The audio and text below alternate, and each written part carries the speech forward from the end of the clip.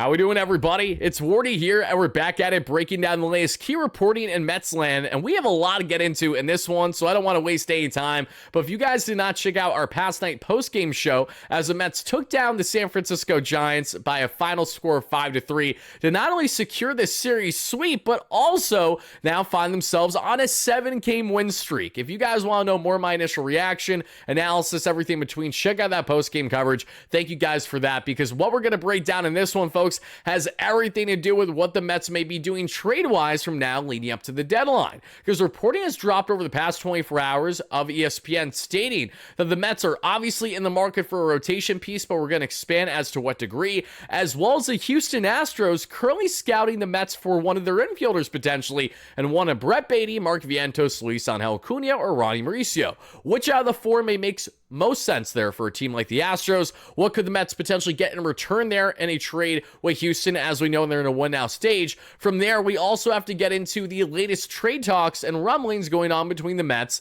and the Marlins. We know the Mets are in the market for Sandy Alcantara. That's what we reported on the platform yet again this past day, but things have certainly picked up since then, and I have some intel to share that hasn't even been reported and has not been something that's been made public on social media. I usually don't go out of my way to do this, but there is a couple things I want to share. This goes in direct hand with what we know regarding the Mets and their connection with the Marlins, but some added little details I think you guys are certainly going to appreciate. From there, we're also going to get into the Chicago White Sox connection. As we know, the Mets have been in active negotiation with Chicago for one Luis Robert, and as we know from Bob Nightingale of USA Today in our exclusive interview with him a couple days ago on the platform, the White Sox love Mark Vientos. We're going to go back to that clip to show you guys what Bob actually had to say regarding the connections between the two teams, how a trade 1-for-1 from Vientos to Robert could happen, why it would make sense versus why it most certainly wouldn't make sense, how a trade for Robert may still happen without Vientos being a part of the deal,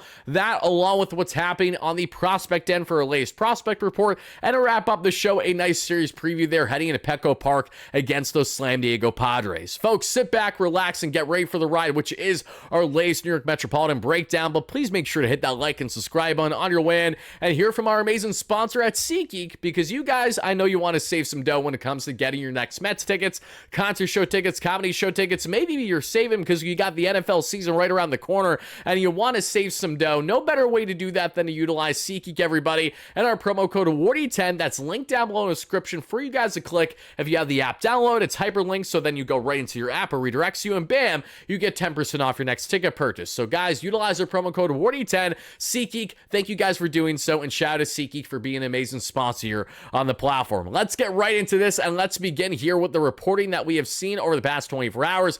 Initially, a buster only there of ESPN, everyone's favorite reporter to hate, at least out of Mets land. If you know, you know. And Buster had to state the following, everybody: Mets seeking a 1-3 starter for playoffs, and the Astros have contacted the Mets about their infielders, one of Vientos, Acuna, Baty, Mauricio, for a potential trade. Starting with the rotation, we all know that. That's not a surprise. This is the same Buster only that broke to everyone there on socials a couple days ago that the Mets are among teams on the market for Dylan Cease from the Padres, who the Mets are facing in Game 1 of this series matchup beginning on later tonight at the time of this video first dropping. We also know that the Mets are in the market for Sandy, and if we know anything about Sandy, outside of what's been a down year back from Tommy John surgery for him, while the velocity's been good, everything else has been so great for him there in Miami. We know a change of scenery candidate is certainly him, but we also know that at his best, ceiling-wise, he is certainly an ace-caliber starter. He's a Cy Young Award type pitcher for a reason, and he's absolutely a guy that might be able to find it again, either with the Mets or with a different team. We know the Mets have been connected to other guys that aren't maybe ace-caliber now, but have potential to be a top 3 in your rotation, in the Mitch Kellers,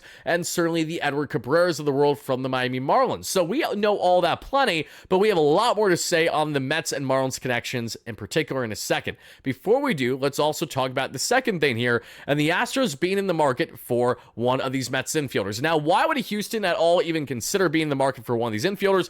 And it automatically starts with their current injury there to Isaac Paredes. Paredes' injury is a little bit more severe than what the Astros were initially anticipating, anticipating, and because of that reason, they would love a player there that could either command the hot corner or be utilized as a versatile infielder, which is why multiple of the Mets infield options are appealing to that Astros team. But before we expand more on Houston and what potential trade could happen there, if anything should be considered, let's talk about the latest with the Mets and Miami. Because if you guys have been living under a rock, then you don't know the current connection between the two teams. But if you guys have been paying attention and have been followers of the platform, then you know exactly what I'm about to get into in this one. And what I'm about to get into is the Mets' current connection in multiple players. But the one common name that has been reaffirmed my way that I have heard over the past 24 to 48 hours is Sandy Alcantara. It's not just the fact that the Mets are in the market for him, but the fact that the Mets are in active negotiation for him. And no one should be shocked that the Mets actually have a finalized trade with Miami at some point within the next 24 to 48 to top 72 hours.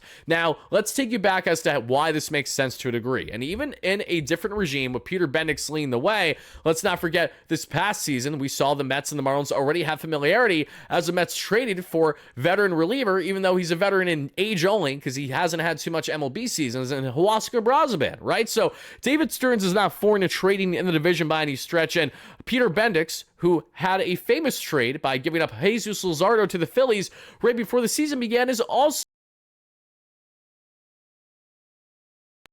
do that at the right price, in the sense that he will do that for the sake of just doing what he thinks is best for the club. Even if, say, the return isn't great, isn't exactly what he wants, he's willing to do it if he really likes certain prospects that he's looking for, obviously. And clearly the Phillies were appealing enough to him one way or the other. Why am I getting on this tangent? The point is that we should not be surprised if a trade happens there between the Mets and the Marlins, just because they're in the NL East, just because they're rivals, really doesn't carry all that much weight, especially with what the current statuses of the two clubs are. Miami is in this rebuild/retool phase, and the Mets are in a win now. So, who makes sense for the Mets in a win now stage? Sandy Alcantara certainly fits that category. Even with right around his 6 ERA, while his numbers have been underwhelming this year, he, in similarity to Luis Robert, is a clear change of scenery candidate. The difference, however, is that Sandy has such a greater track record of dominant success as one of the best flame-throwing right-handers in all of the National League. That's why the man was not only in Cy Young conversation, but that's also why we saw this man find himself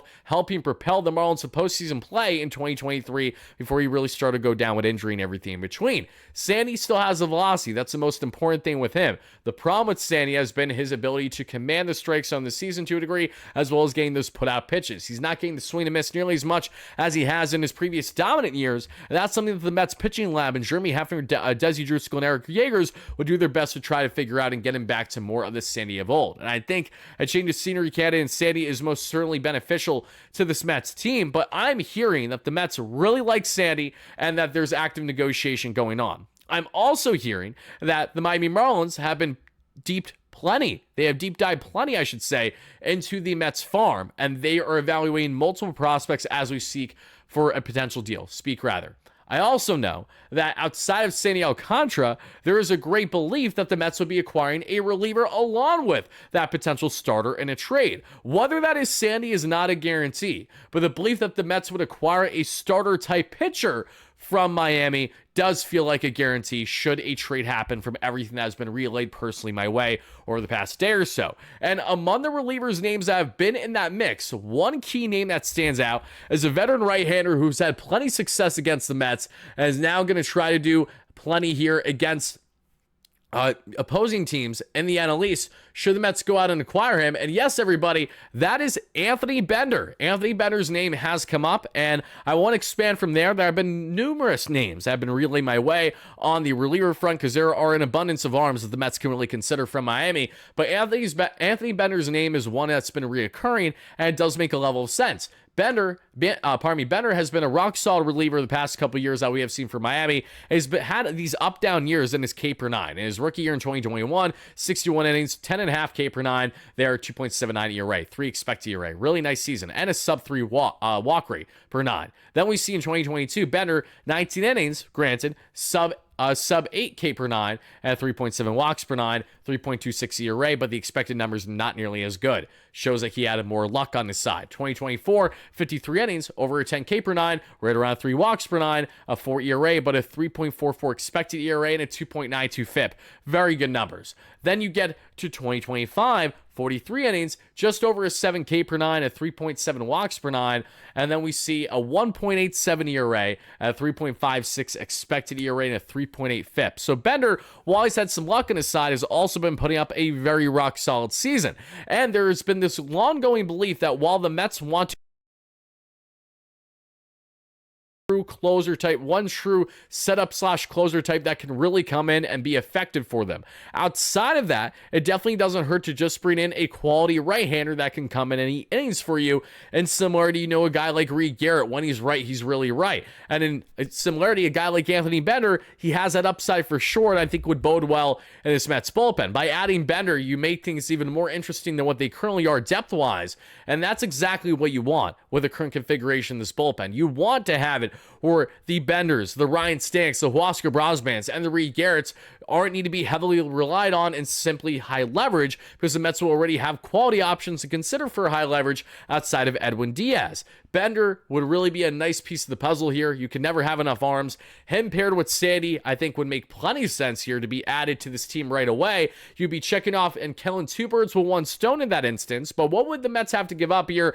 I'd imagine that the farm would be considered, right? It really feels like it would be impossible for it not to be, especially with Sandy having club control beyond the 2025 season, a guy with a couple years left on that deal and a likely bounce back candidate, if not in the second half of the season, certainly next season, hopefully for this Mets squad, should that trade happen.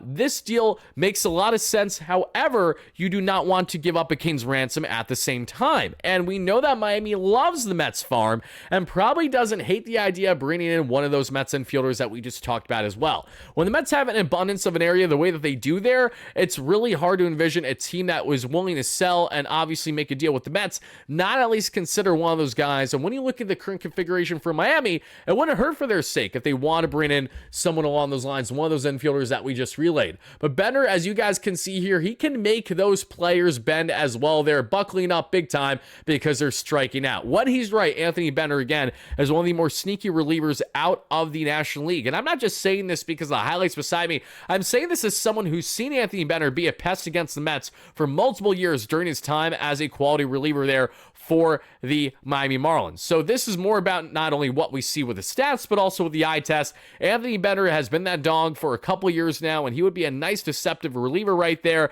And in his profile especially, it's honestly kind of funny how I look at him, and I just get such similar Reed Garrett vibes, like a very good quality righty in your bullpen. A guy, however, that I think could be shaky, could be like oh so dominant, and then have some outings where you're like, oh my goodness, you can't even consider using this guy in decent leverage, let alone high leverage, that kind of thing. But Bender to pair with a guy like Sandy, I think makes not only plenty sense, but I'm telling you guys right now, if it happens or something of similarity the next couple days leading up to the deadline, you heard it here first. Not a guarantee, but I want to relay these things your way, everybody, because when I get reaffirmed from multiple people that I know that are well connected in the industry telling me that, Tyler, that these active negotiations have been going on, and just do not be shocked at all should a trade happen. I feel inclined to relay to each and every one of you, because it really isn't changing anything at all. One, and secondly, it's not really given up too much because to a degree, some of this is still speculation. What I've been relayed has been people that I trust, but at the same time, even people that are the most trusted in the game can still get things wrong because negotiations change, right? You think, oh, you're landing these players,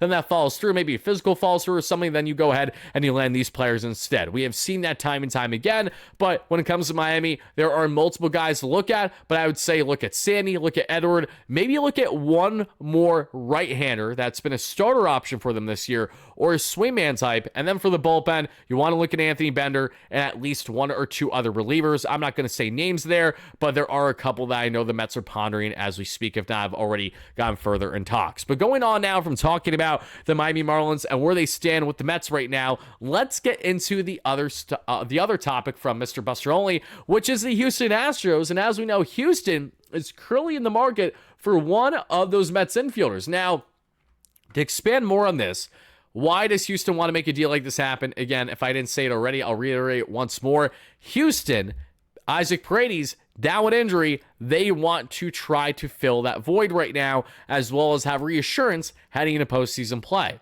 Now, who just had a 4-for-4 game doing their best Wendy's impression out here with the 4-for-4, as well as 2 doubles, a home run, and just being electric every which way possible? It's Ronnie Mauricio. I do not believe the Mets want to trade Ronnie Mauricio in any which way, shape, or form. I think the only way a guy like Ronnie is dealt is for something of great significance, and I don't really see anything that the Astros can currently be willing to offer that wouldn't hurt them too much in a win-now stage, while also benefiting by bringing in one of these infielders. So, outside of Ronnie Mauricio, this is where things get interesting. Does Mark Vientos make sense for the Houston Astros? No, I don't think he does. I think most can agree he doesn't. Jordan is a guy you want more at DH than anything else. Isaac is a guy that's going to play more of the hot corner. Mark is a guy that's going to be left without position once Isaac is back and fully healthy. Just doesn't make a whole lot of sense there. So take Mark out of the equation for now. And Mauricio, I'm sure the Astros like a lot, but the Mets do not like the idea of getting rid of Mauricio. So take him out of the equation. You're down to two. You're down to one who has such a limited role with the club in Luis Angel Acuna. And Acuna does, in my opinion, fit the profile as what would be the cheapest asset for the Astros to acquire of the four, while getting a productive player that would be a nice stopgap option defensively in that infield, and a guy that can be more of a Swiss Army knife off the bench down the stretch for the rest of the season. I think Acuna is very appealing to that Astros team, but I think there's one player that the Astros like more than anyone, and I really do think it's Brett Baty.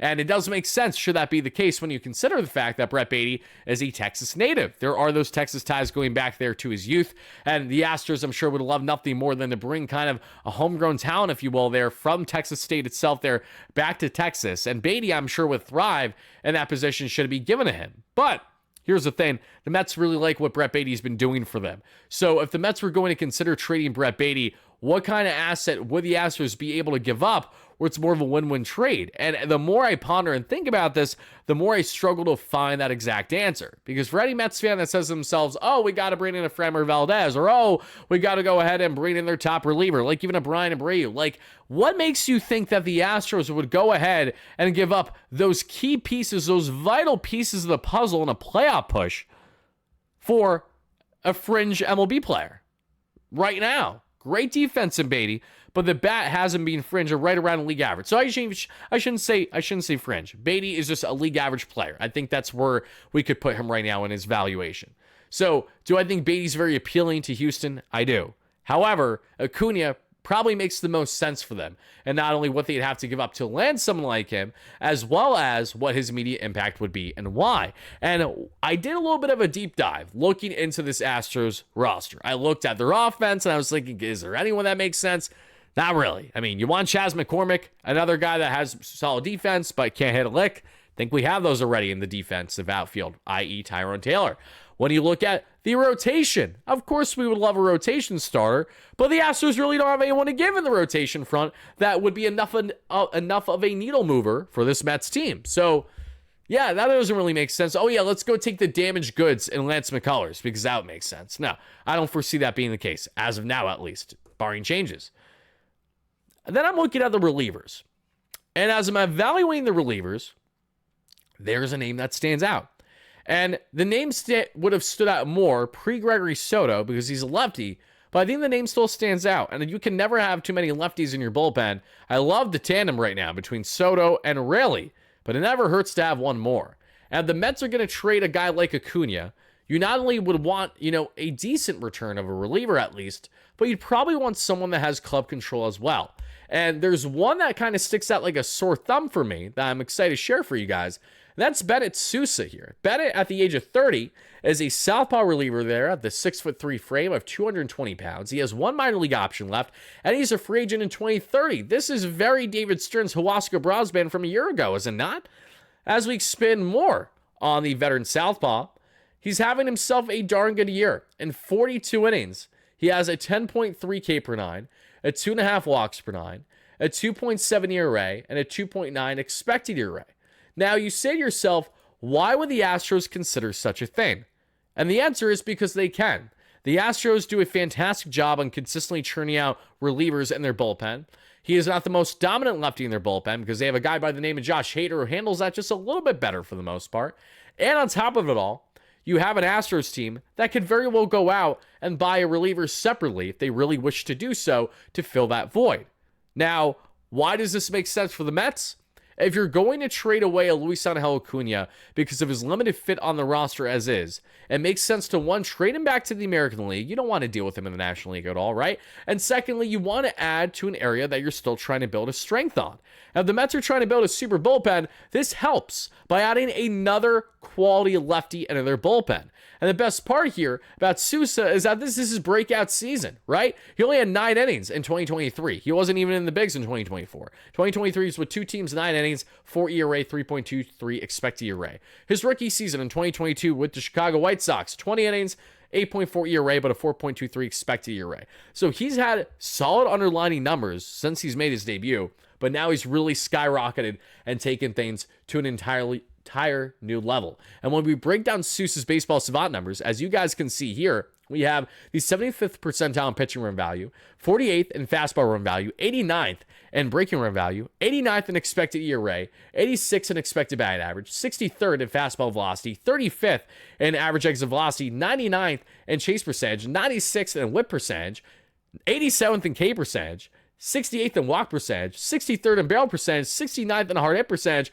33rd in ground ball percentage, and right around 50th in the percentile there in extension. He's got the slider that sits 86 miles per hour that he throws 56% of the time.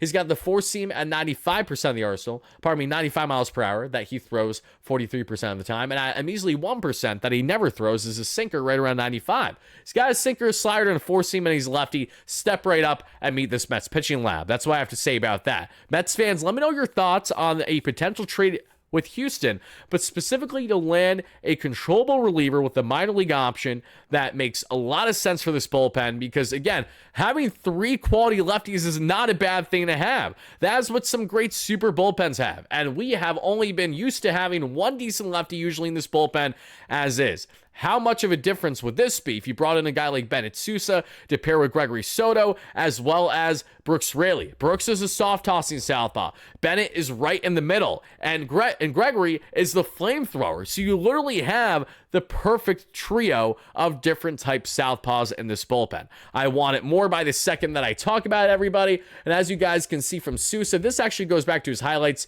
during his time with the Brewers. Again, nasty. I just couldn't find too many from this season because a lot of people didn't really chop them up yet with the Astros because he's having a true breakout season, but he's nasty. And there's certainly a lot to like there from Mr. Susa. You add him in this bullpen, and I would hate to see Luis Angel Acuna go. I don't want to see Acuna go, but if we're being realistic, Acuna's trade value right now is pretty much the equivalent of a reliever, and I think this reliever fits the mold. Maybe you can make the argument that the Mets would have to give up a little bit more than Acuna. I don't know if you should go there for a 30-year-old reliever finally having a breakout season when who knows what the future holds for him. But what I do know, and as you guys can also see there from his new highlights there as he began his career with the Astros coming over from the Milwaukee Brewers, let's also not forget that David Stearns knows this man just a little bit because of that connection there to Milwaukee. So bearing that in mind as well, that's another connection. And oh yeah, David Stearns started his career as the assistant GM of the Astros going in the mid-2010s there. So plenty of connections between not only Houston,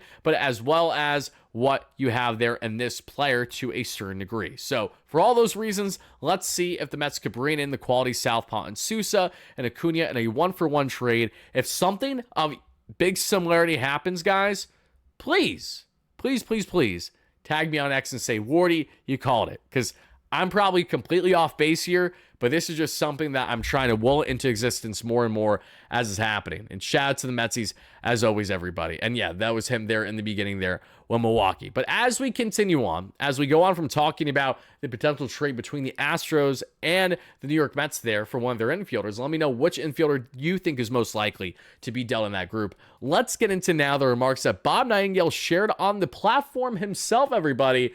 No later than, I don't know, what are we now, 3 or 4 days ago there, as I talked to Bob Nightingale on the status of the Chicago White Sox and where they are with Luis Robert and the Mets and Mark Vientos. Listen what he had to say.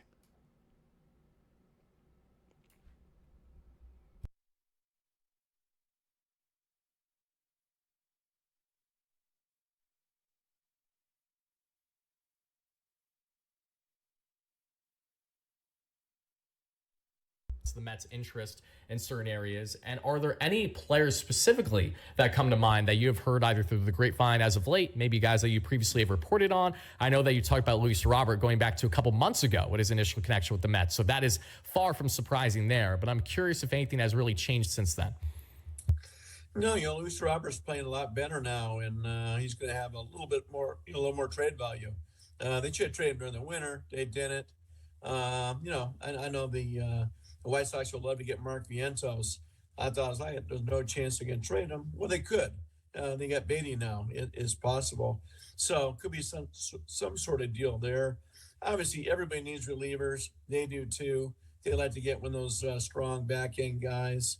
I think you need to, if they're really serious about going all the way, another starter. Just that rotation is not scary in the playoffs whatsoever. I mean, you compare the Mets rotation to the Phillies rotation, is night and day. All right, guys, so shout out to Bob Nightingale. If you guys want to check out my exclusive Mets trade deadline preview interview with Bob from a couple days ago, I will have it linked down below in the description, as well as just go to the platform, go to videos, go down a couple. You'll see Bob smiling on the thumbnail. Click it, and you're set, ready to go. But to talk more on what Mr. Nightingale had to say there, everybody, let's just get into this a bit further, because we know the connections between the Mets and the White Sox have been going on for a hot minute now. And, I talked about this with you guys plenty on X earlier today as well. And this was a great discussion piece I had with you guys, in particular on, if that's the route that the Mets may find themselves going down. Because we just posted here basically just everyone's thoughts on the potential trade between Vientos and Robert. And I expanded on this in the following manner. There are ways that I understand as to how this could happen, and ways I can understand why it shouldn't. Now, let's start with the factors between a 1-for-1 Mark Vientos for Luis Robert trade. Would I want to see it happen? No, I would not. However, would I be able to stomach more a trade in which Vientos is part with for Robert if the Mets get some type of pitching along with Robert? Yes, especially if you're able to add someone who could be solid in your bullpen. I know the White Sox don't have too much to offer, but there are a couple pieces that certainly could be considered from the team. So everyone has a price. And when I evaluate the pros and cons with guys in Robert and Vientos, a couple things come to mind. First, I think of the club control aspect. Vientos has 4+ years left of control. This is true. A lot of fans state that a big reason as to why they don't want to trade him for a guy like Robert is because Robert has a $20 million club option at the end of the season, and there's a great reality that the Mets may not pick that up if Robert is acquired via trade, but then bats underwhelmingly like he did most of the first half of the season. He's been red hot post All-Star break. That's great, but that's a much smaller sample size versus what you saw much prior with the White Sox. I firmly believe that he's a clear change of scenery candidate, a guy that might not go back to hitting north of 40 home runs like he did in 2023 and being a potential MVP candidate, but I do think Robert can go back to being a true 5-tool talent with a great defense, the electric base running there, as well as a quality bat that at least can be there league average, if not slightly above league average, and that would be more than proficient for the Mets right now in center field, added in that deep lineup. But then you add in the fact there of a guy like Luis Robert, not only with that contract, but Mark Vientos, he has no minor league options left. And he is a player that if he continues to be as underwhelming as he is, he's too one-dimensional for the Mets to have a leash of a year and a half of, say, of playing underwhelming baseball, when the Mets have an abundance of infielder options and more guys nipping on the heels in the farm, including most notably Jet Williams, for example. And then you also think of a guy like Jacob Reimer, who's skyrocketing the farm this year as well. AJ Ewing, eventually. Not next season, but it feels like a year and a half, 2 years away. AJ Ewing could be something special if he himself is not traded.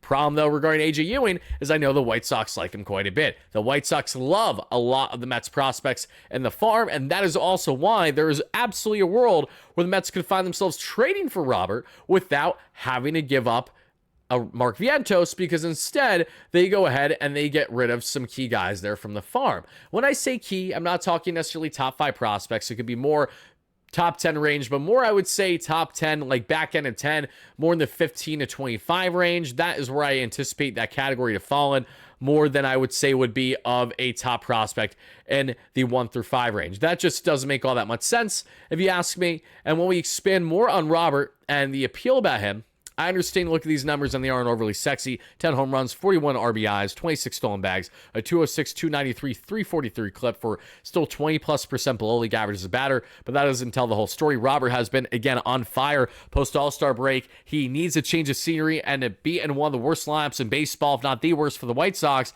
then going from that horrendous lineup to one of the best in baseball, currently ranked 6th per Fangraphs, entering their series finale against the Giants the past day or so, that being the Mets. I mean, that's a night and day difference in the type of pitches that he's going to be seeing as well, how he'll be attacked, how he will really be able to get more pitches hit, and hopefully be able to handle his problem, which has been things that aren't fastballs. Off-speed and breaking pitches have absolutely destroyed Robert at times this year, but again, he's getting more in his groove. But Mark Vientos for Robert 1-for-1, I see somewhat pros to it in the sense of the Mets would be parting ways with a player that feels to a degree that he's somewhat boxed out. He doesn't have really any defensive upside in comparison to Beatty and Mauricio right now, so you don't want to consider him at third base much. He's best suited at the DH role, but you also don't love the idea of the DH role being solely for one batter because you want to platoon things, especially if Jesse Winker does return and is it all productive before the season ends at this point. Who knows on that front? Sterling Marte you want to make sure you're giving reps to as well. So, the continued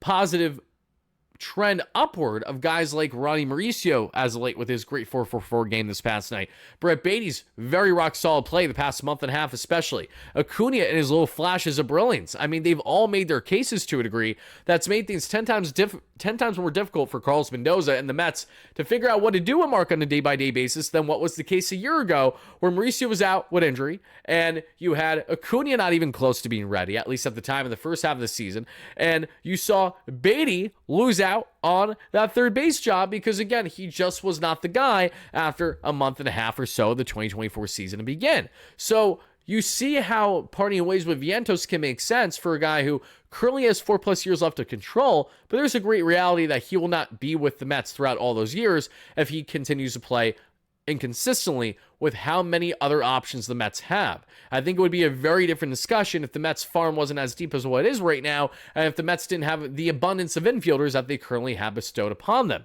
If that wasn't the case, then I would say that, oh yeah, you shouldn't even consider Mark at all in a trade for someone like this, but I think the Mets do a little bit more. Now, Robert's $20 million club option is not appealing. Is there a role where the Mets could not only acquire Robert, decline his option and still sign him in the market? Yes, but you risk then losing Robert for nothing. And that's where this Mets team, there is a great expectation that if you trade for Robert, you do have him a part of this club for 2026 and beyond. It would be rather foolish to trade for Robert only for him to be here for a small sample size when you know that you could do your absolute best to try to get the proper adjustments out of him in this change of scenery that, maybe he doesn't do too great when he initially is acquired by the Mets, but maybe he really starts to heat it up in the final month of the season and then that excels into postseason play. You want to get more of a sample size and more than a month and a half or so, whatever it may be, out of Robert from what you're giving up trade value-wise, even if the assets aren't too obscene. Even if it's not a Mark Vientos, but say more mid to back-end prospects, but you give up multiple assets to best other teams in that potential betting war. Just things to consider when we evaluate the latest on the White Sox. But when it comes to Bob Nightingale's reporting, as he dropped in this article this past day that the White Sox love Vientos, that was originally stated here on the platform a couple days prior. So I'm happy to say that we had that clip first. Shout out to Mr. Nightingale for it. Really, really cool to see. But as we expand more on what's happening in Mets land, everybody, we not only have to talk about the Mets' potential trade there and release Robert, in which I really think that Lou Bob is a gorgeous change of scenery candidate for this team, guys. I mean, I really cannot emphasize enough how much I think Robert just makes too much sense for this team as a change of scenery candidate. Like, seriously, we've reached the point, guys, that we have nothing to lose when it comes to someone in center with the way that Tyrone Taylor has unfortunately not played well offensively.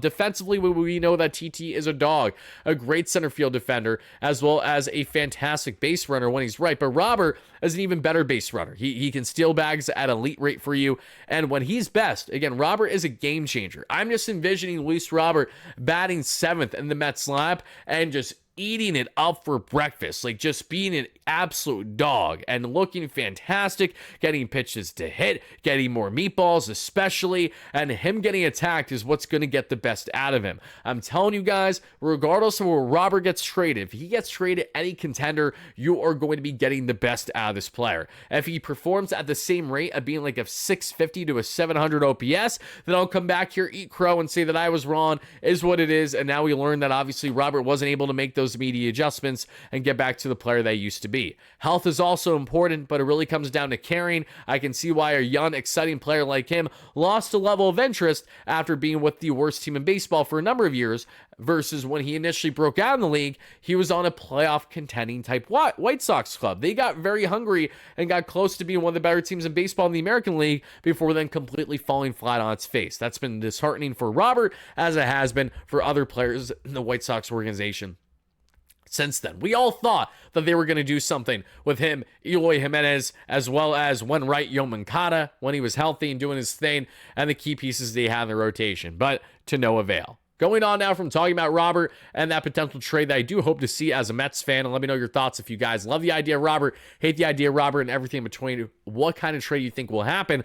Let's get into our second to last topic, which has everything to do with the Metsies and their prospects. Because, guys, there are some people absolutely blossoming right now on the prospect front. And one man who just is a menace right now, for all the right reasons, is Carson Benj. Because not only is Carson Benj looking fantastic that we are seeing right now on the offensive front, but as you guys can see, Benj with the fantastic throw there from center to get the out at home. The Bennington Rumble Ponies beat the absolute you-know-what's in there on the Reading Fighting Phils that we saw, and I have a lot more to say about that in a second, everybody. But Carson Benj, the center of attention. We're going to begin here with the prospect report there from AA there for the Rumble Ponies. Since being moved up earlier this season, Carson Benj and Jacob Reimer, they were the duo that got moved up from the Brooklyn Cyclones. Both have been doing great things. Reimer's been good. Benj has been great. Benj has been exactly what a first-round pick from a year ago under David Stern's regime looks like. Carson Benj looks more and more like that outfielder that's going to impact this Mets team as soon as next season and is going to be competing oh so hard for a roster spot out of spring training. That is not an exaggeration. Carson Benj is that good, and the fact that we drafted him when he was an OSU product, already having that called seasoning, he is most certainly polished and getting ready for the major league level sooner than I think a lot of fans may realize. When I think of Mets top outfield prospects, Drew Gilbert is exciting for sure, but when I think of ceiling, there's a guy there in Carson Benj who I think has the best ceiling out of any outfield prospect the Mets currently have in their current affiliate. And not only was Benj raking that we saw with 2 home runs in that ball game, but we also saw guys like Ryan Clifford continue to smash baseballs. Ryan Clifford with 21 bombs now on the season there for the Bennington Rumble Ponies, and Carson Benj has been doing his thing as well. Let's get into exactly how good they looked there in this game, everybody, because we would see they won by an absurd final score of 17-3. Wave the white flag, throw in the damn towel. 17-3 for your 64-30 Rumble Ponies. Jet Williams 2 for 5 on a run scored, 2 walks. Carson Benj 4 hits, 2 home runs, 3 RBIs, 4 runs scored, 350 average, over 1,000 OPS. Oh my goodness gracious, he's just so good.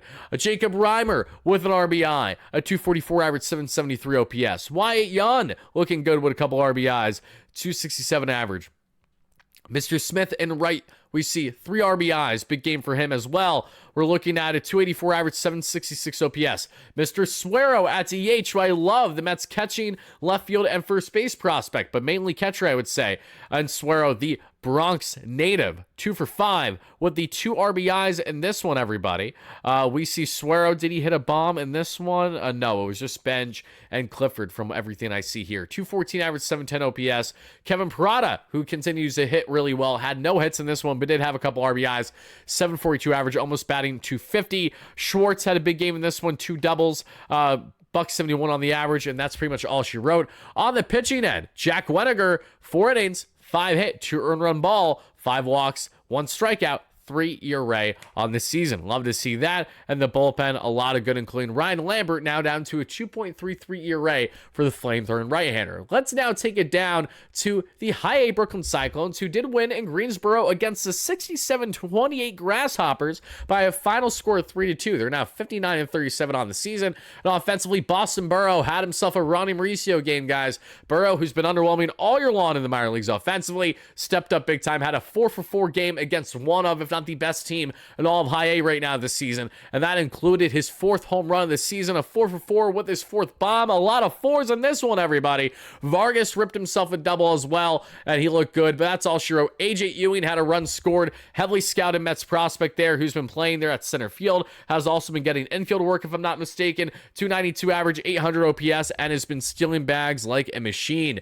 Outside of that, everybody, we see on the pitching end, Mr. Hall went 3 innings of 1 earned run, 4 walk ball, 2.3 ERA. Ty Ammons went 1 shutty. Bring this man up to the Rummel Ponies already is what I got to say about that. And everyone else looked good on the bullpen front. Now getting to Port St. Lucie. Port St. Lucie is now 54-40 on the season. Are you kidding me? Every Mets affiliate's above 500. I'd love to see it. What a winning year for everyone on the farm. 6-1 victory, 6-1 victory against the Hammerheads. And the offensive notables are as follows. Simone Juan hit his 10th double of the season, everybody. Simone is batting .217 with a 6.34 OPS. Has more work to do there. Home run wise, Mr. Henriquez hit his 6th home run this season. Ramirez hit, that was off Ramirez, and Roselli hit his 7th as well. Only thing really notable, I should say, in this one, if anything, is probably Cervez there at DH. He went 0-for-4 with a run score, but has a 809 OPS and a 278 average. On the pitching end, Kota went 5 shutty with 5 strikeouts, 4.29 ERA, and bullpen did its job. As we now get to the Syracuse Mets, they won as well. They're 2 games above 500 at 52-50, but they won 2-1. And what we saw in this was as follows, everybody. Offensively for the Mets, they had a triple from De Los Santos and a home run from De Los Santos, his 5th of the year. They had 2 different De Los Santoses playing in this game. I'm not joking. Omar De Los Santos was there playing one of the positions, and then the other De Los Santos. Who's the other De Los Santos? Luis De Los Santos, who was in spring training with the Mets. That's correct. So they're back-to-back in the line for this one, and they both hit well. Outside that, not a whole lot to show. Jonathan VR at first base. That's it. Drew Gilbert, another hit, 790 OPS, 248 average. We're watching Drew flow for sure.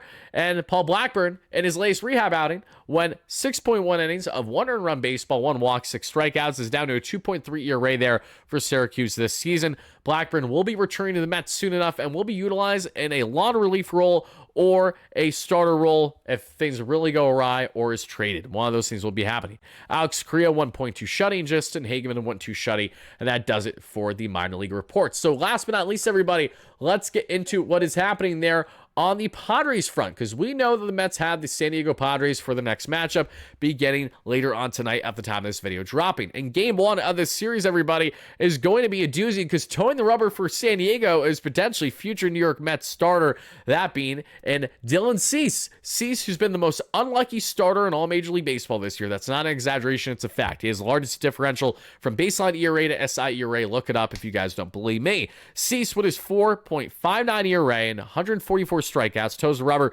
against Frankie Montas, with Montas having 23 strikeouts and a 4.62 ERA, coming off of a solid outing for the Mets, where I believe he gave up only 2 or tops 3 earned runs that we saw in 5 innings. Montas was rock solid his last time out there for the Mets. Hopefully he can be that again against a Padres team that currently has a 20th ranked offense per Fangraphs over the past 24 hours. Pitching is what's carried the Padres this year. Their bullpen, when right, has been nails, and their rotation obviously can certainly get the job done. That's usually the MO with the Padres because they're very swing and miss offensively, and we're going to be facing Mr. OMG there in Slam Diego this time, so that'll be interesting as well, everybody.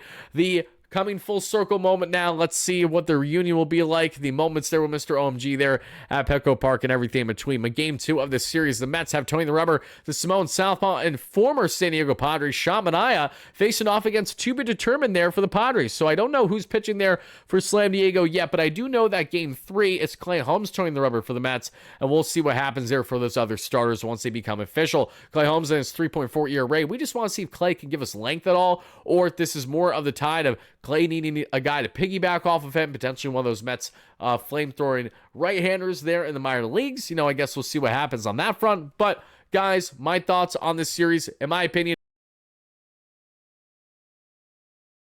side of their latest matchup against the Phillies and their 4-game set against the Dodgers. This is right up there. This is as vital of a series as they come. This is what we call statement series time, okay? You beat up on a Giants team that we all knew was underwhelming, even after landing Rafael Devers. I mean, they look like a team that should still be more selling than buying leading up to the deadline. So that's a different discussion. The Padres, even though that they're currently 57-49, which is a rock solid record, they are a weapon and they are a force. Between when they're writing out their best, Jackson Merrill, Fernando Tatis Jr., Manny Machado, Xander Bogaerts, even though, that he can be Jekyll and Hyde for sure, Jake Cronenworth when Crony has his moments. The list goes on. Padres have a lot of big boppers in that lab for sure. And their bullpen has dominated the Mets over the years we have seen. We also know that rotation-wise, when it's a guy like Yu Darvish, we know that we have ourselves a big problem because Yu is a timeless wonder, can't locate, and ultimately still kills the Mets one way or another. So the Mets have had their fair share of struggles against this Padres team that we know. This is a big statement series. This is to go out and say, hey, who is the top dog in the National League? Because the Mets have had good battles against the Dodgers, but it's pretty much neck and neck between the two there. Between the Mets and the Phillies, same thing, neck and neck. But I think we can mostly agree that the Phillies have the better rotation, but we have more confidence in the Mets as a well-rounded club versus Philadelphia. At least a lot of fans, including myself, feel that way currently. Then we see the Padres. The Padres usually have the moxie. The Padres are the ones that usually get on a heater, and the Padres are usually the team that absolutely gets something going even when they haven't been playing their best baseball. So this is a big matchup. I hope and expect to see the Mets win 2 out of 3.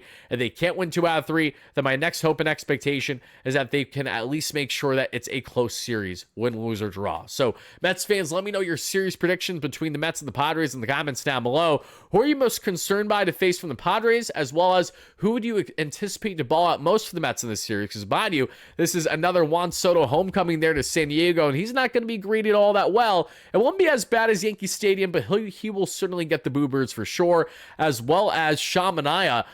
Padres fans don't love too much because Manaea openly said to the media there that he said himself, literally, I kid you not, that he really had a lack of effort in his year with the Padres. And I don't know if that's because he got comfortable being in San Diego, because it's very easy to get comfortable there. It's San Diego. Among other things, Padres fans didn't take too kindly to that because Manaea absolutely torched the Padres and their postseason run after beating the Mets in the wild card back in 2022. So I'm really interested to see how Sean does back in San Diego now as a Met and everything else that entails in that series. But guys and gals, thank you again so much for watching. Let me know all your key takeaways and thoughts in the comments down below. Check out our Wardy Day tickets with less than 10 still available down below in the description and the pinned comment to hang out with your guy Wardy for game 1 of that series between the Mets and the Giants. August 1st there of that series, guys. Fireworks night at Citi Field, and we're going to be doing a pregame photo op. You're going to get an $18 drink voucher. You're going to hang out with me throughout the entire ball game. Can't wait to see you guys there. And as always, no matter what, let's go Mets. Peace out, everybody.